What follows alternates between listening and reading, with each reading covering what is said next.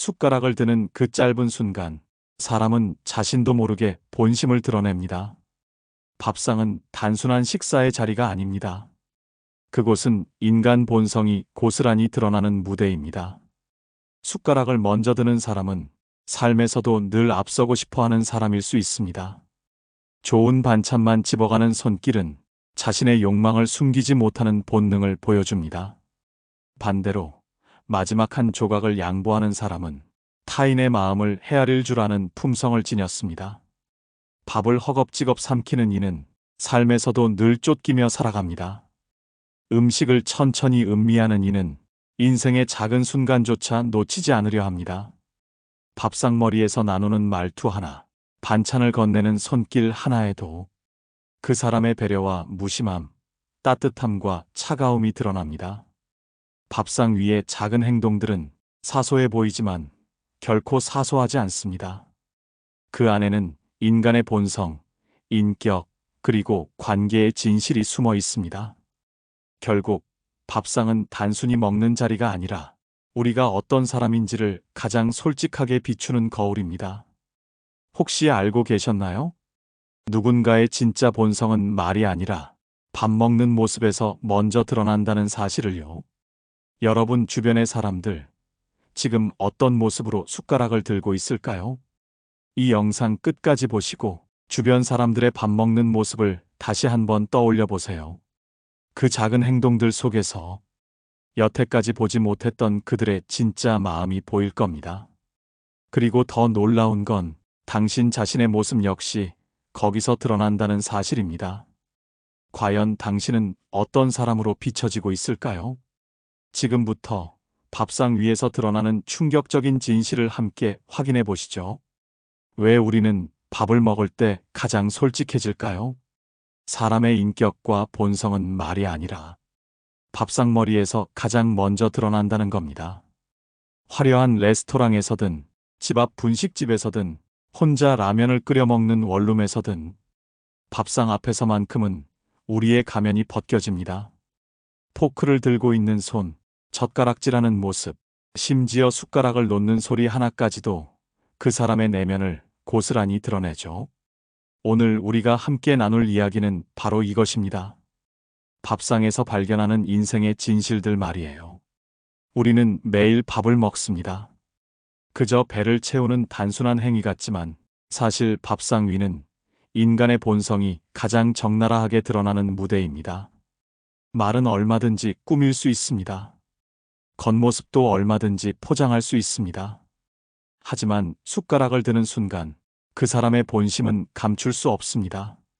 한번 생각해 보세요.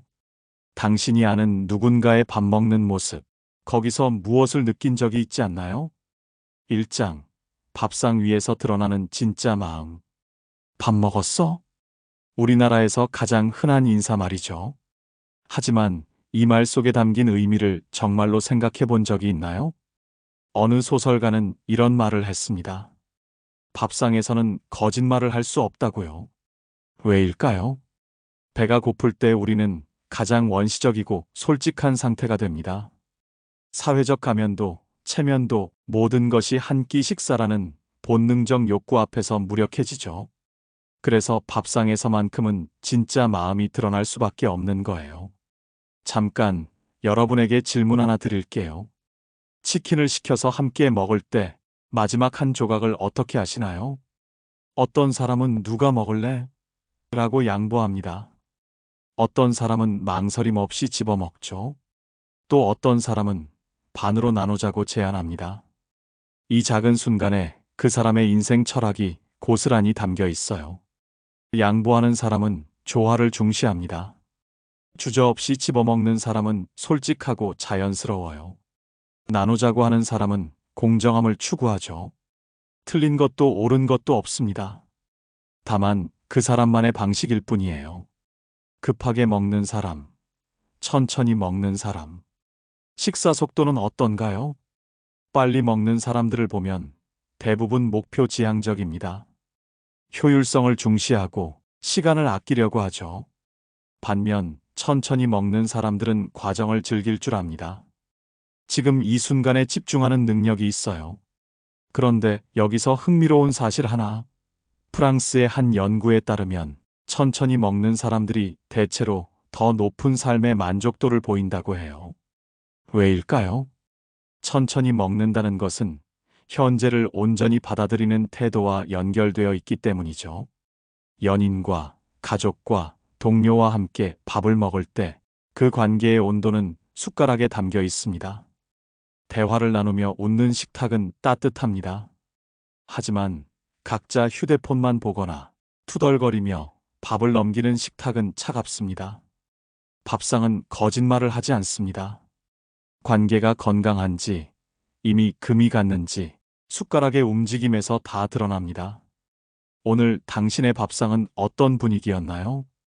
허겁지겁 먹는 사람의 불안. 밥이 마치 도망가기라도 할 듯 허겁지겁 숟가락을 놀리는 사람. 그 모습은 단순히 배고픔 때문이 아닙니다. 늘 쫓기듯 사는 삶, 조급한 마음, 그리고 불안정한 내면이 숟가락 끝에서 드러나는 겁니다. 질문해 볼까요? 혹시 당신도 요즘 밥을 너무 급하게 먹고 있지 않나요? 그렇다면 지금 당신의 마음 역시 늘 쫓기고 있는 건 아닐까요? 반대로 한 숟갈 한 숟갈을 곱씹는 사람도 있습니다. 그는 밥을 단순히 삼키는 것이 아니라 맛을 음미하고 순간을 받아들입니다. 이런 사람은 삶에서도 여유를 아는 사람입니다. 남보다 늦어도 괜찮다. 오늘 이 시간이 소중하다. 그 마음이 숟가락의 속도에서 보입니다. 생각해 보세요. 당신의 숟가락 속도는 지금 당신의 인생 속도와 닮아 있지 않습니까? 이 장, 숟가락 하나에 담긴 품격. 젓가락질 좀 제대로 해라. 어린 시절 한 번쯤 들어본 말이죠. 하지만 이것이 단순히 예의범절만의 문제일까요? 젓가락질은 집중력, 인내심, 그리고 세심함을 기르는 훈련입니다. 두 개의 막대기로 음식을 집어 올리는 이 간단해 보이는 행위는 사실 뇌의 여러 영역을 동시에 활성화시켜요. 손끝의 미세한 조절, 거리 감각, 협응 능력. 이 모든 것이 하나로 어우러져야 비로소 완성되죠. 상대방을 배려하는 작은 행동들. 밥상에서의 품격은 거창한 것이 아닙니다. 국물을 뜰 때 소리를 내지 않기, 다른 사람이 집기 편한 위치에 음식 놓기, 공용 젓가락 사용하기. 이런 작은 행동들 속에 진짜 품격이 담겨 있어요. 특히 주목해 볼 점은 이것입니다. 품격 있는 사람은 자신이 품격 있게 행동한다는 것을 드러내지 않아요. 그저 자연스럽게 마치 숨을 쉬듯이 배려합니다. 음식에 대한 태도가 보여주는 가치관. 여러분은 음식을 대하는 자신만의 철학이 있나요? 어떤 사람은 음식을 연료로 봅니다. 빠르게 에너지를 공급받는 수단이죠. 어떤 사람은 예술로 봅니다. 색깔, 맛, 향기를 통해 감각적 경험을 추구해요. 또 어떤 사람은 소통의 매개체로 봅니다. 함께 나누며 관계를 쌓아가는 도구로 여기죠. 이 중에서 어떤 관점이 옳다고 할 수는 없어요. 하지만 분명한 것은 음식을 대하는 태도에서 그 사람의 인생관이 드러난다는 사실입니다. 3장. 나눔과 이기심이 보이는 순간들. 밥상을 함께 할 때는 더 분명해집니다. 어떤 이는 자신이 좋아하는 반찬만 싹싹 골라 먹습니다. 다른 사람이 먹을 틈조차 주지 않습니다. 그는 삶에서도 늘 자기만 챙기는 사람일 가능성이 큽니다.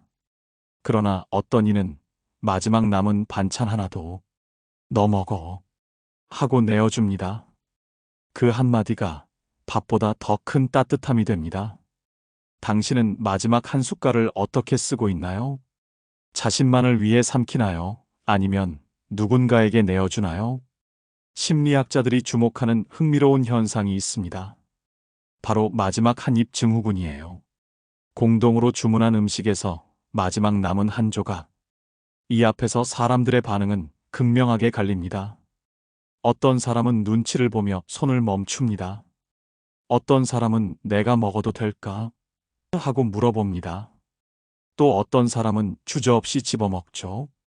이 작은 순간에 그 사람의 자존감, 배려심, 그리고 사회적 관계에 대한 인식이 고스란히 드러납니다. 음식을 권하는 방식의 차이, 많이 먹어, 더 먹어, 이것도 먹어봐 같은 권유라도 그 뉘앙스는 천차만별입니다. 진심으로 상대방의 건강을 걱정하며 권하는 사람이 있는가 하면 자신의 선택이 옳다는 것을 증명하고 싶어서 권하는 사람도 있어요. 또 어떤 사람은 거절당하는 것이 두려워서 계속 권하기도 하죠. 여기서 중요한 것은 권하는 사람의 의도보다도 받아들이는 사람의 입장을 생각하는 것입니다. 진정한 배려는 상대방이 편안하게 느낄 수 있는 적정선을 아는 것이에요. 잠깐 이런 경험 있으시죠? 친구들과 함께 식사한 후 계산할 때 벌어지는 그 미묘한 긴장감 말이에요. 누군가는 화장실에 간다며 자리를 뜹니다. 또 누군가는 망설임 없이 카드를 내밀죠. 이 순간만큼 사람의 진면목이 드러나는 때가 또 있을까요? 돈에 대한 태도, 관계에 대한 인식, 책임감, 모든 것이 압축되어 나타나는 순간입니다. 흥미로운 건 이거예요. 항상 계산하겠다고 나서는 사람이 꼭 부자는 아니라는 것. 오히려 돈의 가치를 알고 관계의 소중함을 아는 사람들이 기꺼이 먼저 나서는 경우가 많아요. 4장. 혼밥에서 드러나는 진짜 자신. 함께 있을 때는 예의를 차릴 수 있습니다.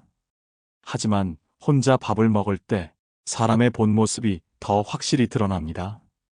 어떤 이는 휴대폰만 붙들고 밥은 그저 허기를 때우는 도구일 뿐입니다. 그의 삶도 늘 지금 이 순간을 놓치고 있을지 모릅니다. 반면 혼자 밥을 먹더라도 밥 한 숟갈을 소중히 음미하는 사람은 다릅니다. 그는 혼자서도 행복을 누릴 줄 아는 사람입니다. 혼자 밥을 먹는 순간 당신은 어떤 모습인가요? 허기를 채우는 사람인가요? 삶을 채우는 사람인가요? 혼밥. 한때는 쓸쓸하고 외로운 것의 상징이었죠. 하지만 지금은 어떤가요? 혼밥은 이제 하나의 라이프 스타일이 되었습니다. 그리고 이 변화 속에는 깊은 철학적 의미가 담겨 있어요. 혼자 식사를 한다는 것은 자기 자신과 온전히 마주한다는 뜻입니다. 다른 사람의 시선도, 평가도, 기대도 없는 순수한 자아와의 만남이죠. 여러분은 혼자 식사할 때 주로 무엇을 드시나요? 간단한 라면을 끓여 먹는 사람, 정성스럽게 한 끼를 차려 먹는 사람, 배달 음식을 시키는 사람. 각자의 선택 속에는 자신을 대하는 태도가 담겨 있어요. 라면 한 그릇에도 계란을 넣고 파를 썰어 넣는 사람은 자기 자신을 소중히 여기는 사람입니다. 반면 대충 때우려는 사람은 자신에 대한 관심이 부족할 수 있어요. 혼밥에도 나름의 의식이 있습니다. 어떤 사람은 촛불을 켜고 클래식을 틀어놓고 식사합니다. 어떤 사람은 좋아하는 유튜브를 보며 먹어요.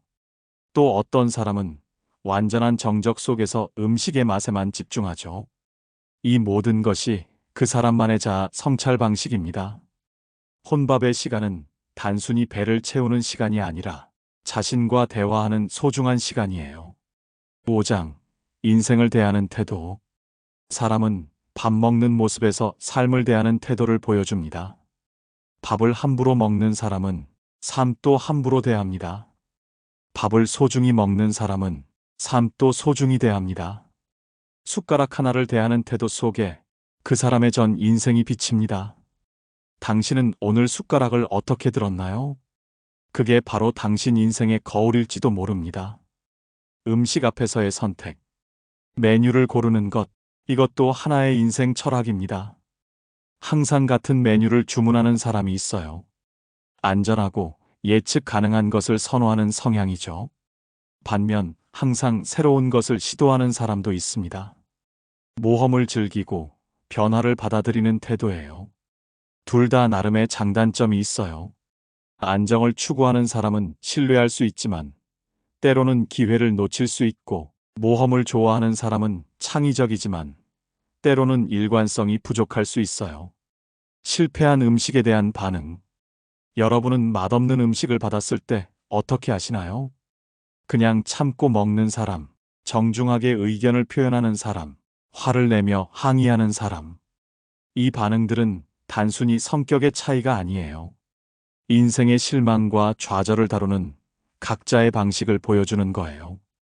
건설적인 피드백을 주는 사람은 문제를 해결하려는 의지가 있는 사람입니다. 그냥 참는 사람은 갈등을 피하려는 성향이 있고요.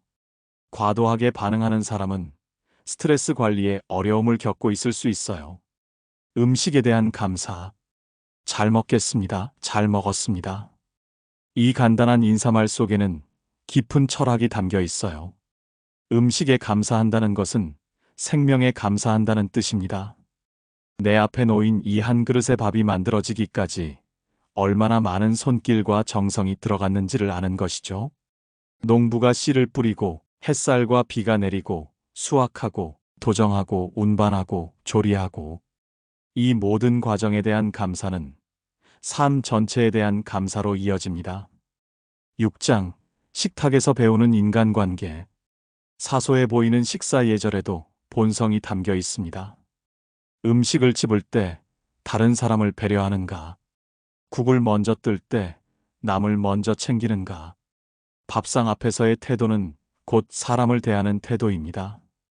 그 작은 배려가 모여 그 사람의 인격을 보여줍니다.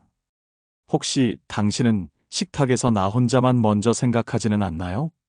식탁에도 권력 구조가 있다는 것 알고 계시나요? 누가 메뉴를 정하는지, 누가 주문하는지, 누가 음식을 나누어 주는지, 이런 작은 행동들 속에 그 자리의 역학관계가 고스란히 드러나요. 건강한 관계에서는 이런 역할들이 자연스럽게 순환합니다. 때로는 내가 이끌고, 때로는 상대방을 따르죠.